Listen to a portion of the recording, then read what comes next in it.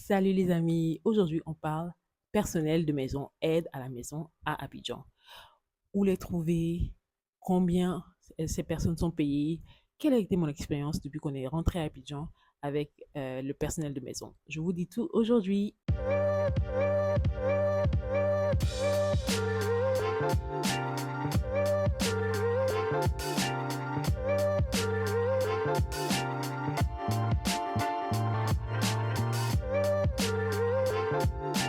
Bonjour tout le monde. Pour ceux qui ne me connaissent pas, je suis Patricia. Je suis rentrée vivre à Abidjan avec ma famille après avoir vécu des années, des décennies à l'étranger, aux États-Unis et en France et aux États-Unis dans cet ordre-là. Et donc on est rentré en 2022 et sur cette chaîne, je partage toute mon expérience de retour, the good, the bad, the ugly, tout. Alors si c'est des sujets qui t'intéressent, n'hésite pas à t'abonner et à cliquer sur la cloche pour être sûr de ne manquer aucune vidéo.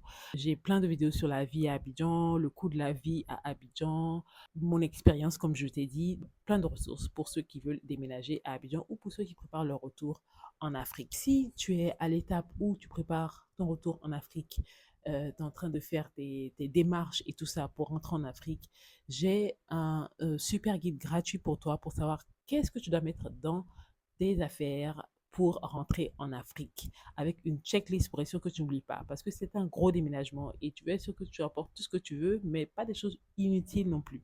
Il y a plein de choses que j'aurais bien voulu savoir et que je regrette de ne pas avoir prises avec moi quand on a déménagé en 2022. Et bien, je donne toutes ces informations dans ce guide gratuit. Donc, tu peux cliquer sur le lien dans la description pour obtenir ce guide gratuit. N'hésite pas aussi à visiter mon site www.backtotheotherland.com pour plus d'informations, plus de ressources sur la vie à Abidjan. Si tu es une personne qui préfère lire ou qui va avoir les informations par écrite, j'ai tout sur mon site, des sujets dont je parle ici sur la chaîne, mais aussi d'autres sujets pour les familles bilingues, multiculturelles et tout ça qui vivent à Abidjan. Voilà, je vais aussi mettre le lien dans la description. Ok, ça c'est fait. Maintenant, sujet du jour, les aides à la maison, le personnel de maison à Abidjan. Alors, quand on a déménagé ici, quand on se préparait à déménager ici, une des raisons pour laquelle j'étais super contente, super impatiente de me réinstaller à Abidjan, c'était de savoir que on allait avoir beaucoup plus de soutien dans tout ce qui est tâches de maison, tâches ménagères. Parce que mon mari et moi, on vivait en Floride, loin de nos familles respectives. Et donc, on dirait tout que tous les deux, nous seuls, les enfants, le ménage, la cuisine et tout ça. Et en tant que parent, si tu es parent, tu sais de quoi je parle, ça peut être une charge énorme de devoir tout gérer et de me dire que j'allais pouvoir rentrer à Abidjan, avoir le soutien de la famille, mais aussi d'une aide payée. Euh, voilà, j'étais super, super contente.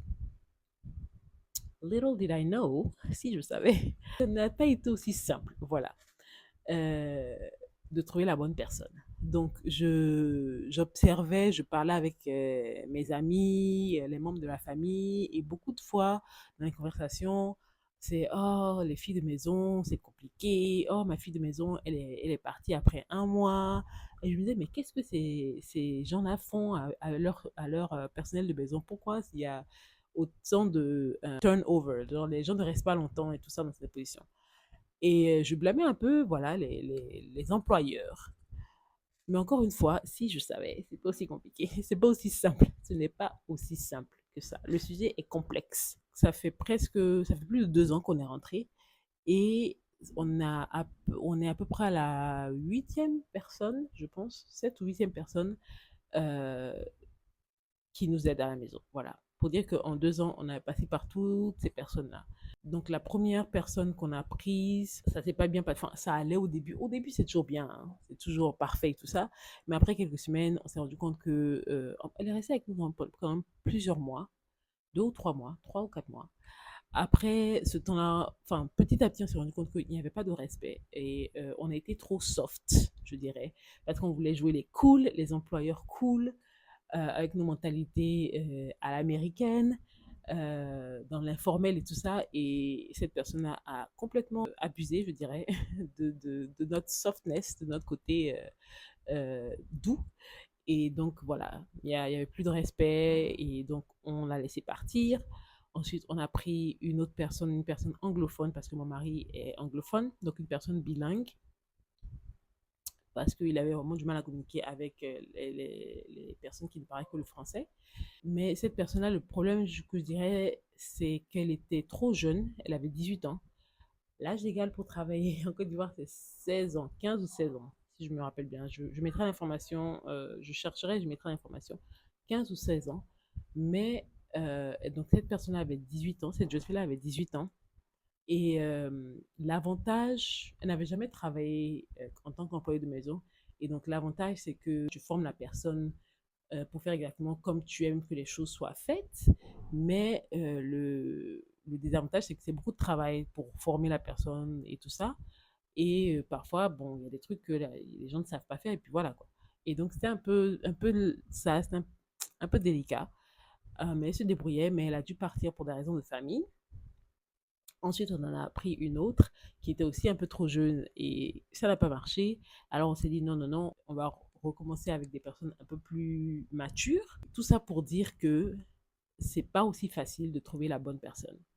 Il y a vraiment un manque de professionnalisme parce que la profession d'aide à la maison, nounou, cuisinière et tout ça, c'est pas vraiment une profession. J'ai l'impression qu'il y a beaucoup de personnes, de jeunes filles qui font ça parce qu'elles n'ont pas d'autres options. Donc, c'est pas vraiment une profession, il y a de la formation et tout ça, et ça se sent. Il manque beaucoup de professionnalisme. Aussi, parfois, tu vas pas avoir le feeling avec la personne, là, même si au début, tout est beau, tout est super, mais tu te rends vite compte que ça claque pas. Donc, c'est pas évident de trouver la bonne personne. Il y a pas beaucoup. Je sais que les employeurs sont aussi compliqués, mais de mon point de vue d'employeur, je trouve qu'il n'y a pas beaucoup de professionnalisme dans la profession. Donc, tu prends quelqu'un qui ne sait pas, il y a beaucoup de choses qu'ils ne savent pas faire niveau hygiène, niveau prendre soin des enfants et tout ça, mais bon, bref. Euh, donc, il faut dire que nous, avant le bébé, avec mon mari, on avait surtout besoin de quelqu'un pour la cuisine, nettoyer la maison. Mon mari et moi, on avait surtout besoin d'aide au niveau ménage et niveau nettoyage de la cuisine et tout ça. Préparer, on peut se débrouiller, mais c'est surtout nettoyer après, quand la cuisine a été faite et tout ça, et nettoyer la maison. Donc, bref, et aussi surtout au niveau des courses aussi, au niveau marché, aller au marché, tout ça, on a besoin d'aide dans ça. Donc, c'est surtout pour ça qu'on avait ces filles-là. Maintenant, quand on a le bébé, on a aussi besoin d'aide avec le bébé.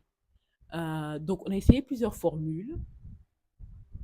La première personne qu'on avait prise, c'était la formule que beaucoup de gens utilisent ici, où la personne reste pendant plusieurs semaines, elle est avec vous 24 heures sur 24 et elle descend une fois par mois ou une fois tous les 2 mois ou whatever. Nous, c'était, je pense, une fois tous les mois ou toutes les 6 semaines. Et après, on s'est rendu compte qu'on aimait quand même bien avoir notre intimité, se retrouver voilà, en famille, tous les trois. Et donc, la suivante, elle restait la semaine et elle partait le week-end. Là, actuellement, la personne qu'on a, elle vient chaque jour. Donc, elle vient le matin, elle repart en fin d'après-midi et elle ne vient pas le week-end. Et donc, pour le moment, c'est la formule qui nous convient. Après, nous devons peut-être changer, mais voilà. Et donc, c'est un conseil vraiment que je donne. Si tu es un ou une ripate qui cherche un employé de maison, essaye ce que les gens font ici. Les formules que les gens font ici ne vont pas forcément te convenir. Donc, il faut vraiment tester ce qui marche pour toi. Peut-être que c'est quelqu'un qui vient 3 fois par semaine. Peut-être que c'est quelqu'un qui vient dans la semaine, mais pas le week-end. Peut-être que c'est quelqu'un qui vient que le week-end. Faut vraiment tester pour voir ce qui marche. Donc, pour nous, en ce moment, voilà, ce qui marche, c'est dans la semaine et la personne part chaque soir et le week-end, on est ensemble. C'est pas toujours évident parce que parfois le week-end, voilà, c'est chaud, il y a les enfants et tout ça, mais on préfère ça pour le moment parce que ça nous permet de nous retrouver et tout ça. Ou trouver les bonnes aides de maison. Chacun a sa petite méthode. Nous, on a essayé la méthode agence de personnel, placement de personnel. À chaque fois qu'on a eu les placements de personnel, en tout cas, ce sont des personnes qui n'ont pas, ça n'a pas marché. Voilà. À la longue, ça n'a pas marché. Je conseille beaucoup le bouche à oreille. Celles qui sont restées plus longtemps, c'est des gens avec qui soit l'agence, on l'a entendu, enfin, il y a quelqu'un qui nous a recommandé l'agence, ou alors c'est des personnes qu'on connaissait, qui nous ont recommandé quelqu'un d'autre et ça a bien marché. Donc, Les agences, oui, mais franchement, il y a de tout et n'importe quoi dans les agences de placement d'aide à la maison. Donc, il faut faire très attention. Si tu déménages dans un nouveau quartier et que le gardien du coin te dit, ah, je peux te proposer des gens et tout, non, non, non, non, non, non, non, non. Va toujours chez une agence que, voilà, qui n'est pas forcément recommandée par le gardien ou voilà. Il faut que ce soit des personnes de confiance qui te recommandent l'agence. OK? Niveau paiement. Encore, il y a de tout. Moi, je connais des gens qui payent leur personnel de maison 30 000, 40 000 par mois. D'autres qui les payent 80, 100. Il y a de tout. Ça dépend du niveau de qualification de la personne, en quelque sorte. Déjà, ça dépend de savoir si la personne euh, sait lire et écrire, parce que malheureusement, il y a beaucoup de jeunes filles, de jeunes dames qui ne savent pas lire et écrire, du niveau d'études de cette personne-là, de ce qu'elle sait faire dans la maison, est-ce qu'elle sait cuisiner toutes les différentes sortes de cuisine ou pas, etc. etc. Nous, la première personne qu'on avait prise, on avait payé 75 000. Ensuite, on avait pris personne à 50 000. La personne qu'on a actuellement, c'est 70 000. Donc, il y a vraiment de tout. Je dirais que dans mon expérience, certes, le salaire ne définit pas tout, mais souvent, si pour les personnes qui sont payées 30, 40 000, il y a souvent beaucoup de turnover. Voilà. Ce sont des personnes qui ne vont pas rester nécessairement longtemps avec toi et qui viennent, qui se font un petit pognon et puis qui s'en vont. Après, c'est pas parce que tu payes quelqu'un 75, 80, 100 000 qu'elle va rester longtemps avec toi, mais je trouve qu'il y a quand même une certaine qualité de service qui est attendue avec un certain salaire, mon opinion. Après, je pense que les gens qui ont des expériences qui sont vraiment, qui ont été formés dans la cuisine et tout ça, je pense que ça peut aller beaucoup plus cher que ça. 150, 200, 300 même. J'ai entendu des personnes qui sont payées, enfin, qui travaillent dans les grosses maisons, voilà, qui sont payées 200, 300 000. Voilà. Donc, c'est un peu ça par mois. 200, 300 000 par mois. Après, ça dépend aussi de combien d'enfants tu as. Il y a certaines personnes qui vont négocier en fonction des tâches que tu vas leur demander. Aussi, niveau personnel de maison, il y a aussi tout ce qui est chauffeur. Donc, on a eu 2 chauffeurs jusqu'à présent. Les chauffeurs, les salaires commencent en général aux alentours de 100 000 et encore. Et encore, apparemment, c'est difficile d'avoir des chauffeurs qui acceptent les salaires de 100 000 actuellement. Nous, la première personne qu'on avait était payée à 125, si je me souviens bien.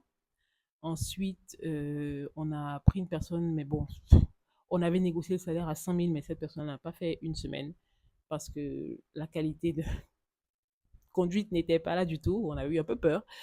Et ensuite, on est revenu à la première personne qu'on avait employée, le premier chauffeur qui est revenu travailler avec nous et qui, parce qu'il a un rôle hybride maintenant, et le chauffeur est autre chose, à 150. Nous lui avons offert 150 pour venir travailler avec nous. Donc les chauffeurs, ça dépend vraiment. Je pense que c'est à partir de 100, ça dépend de leur expérience et ça peut aller beaucoup plus haut. Ok, donc c'est un peu tout ce que je voulais vous dire sur le personnel de maison, sur notre expérience. Alors, si vous avez des questions, n'hésitez pas à les poser. Et je pense que j'ai tout dit, je pense que j'ai fait le tour. Oui, donc merci d'avoir regardé la vidéo. N'hésitez pas à me poser des questions dans vos commentaires, à me parler de vos expériences de personnel de maison dans vos commentaires. Continuons la discussion dans les commentaires et à bientôt.